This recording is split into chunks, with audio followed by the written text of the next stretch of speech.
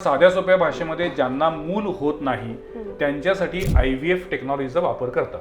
मग त्याच्यामध्ये taste tube baby हे सगळ्यांना नाव माहिती आहे, सुरुवातीला म्हटलं तसं. हो, टेस्ट ट्यूब यापेक्षा बेबी हा वेगळं काय एक आहे का? प्रकार झाला. बरं. त्याच्यामध्ये IUI आपण करतो, कारण बेसिक पासून कुठल्या पद्धतीची ट्रीटमेंट त्या कपलला योग्य आहे हे आपल्याला त्यांना इन्व्हेस्टिगेट करून बघावं लागतं.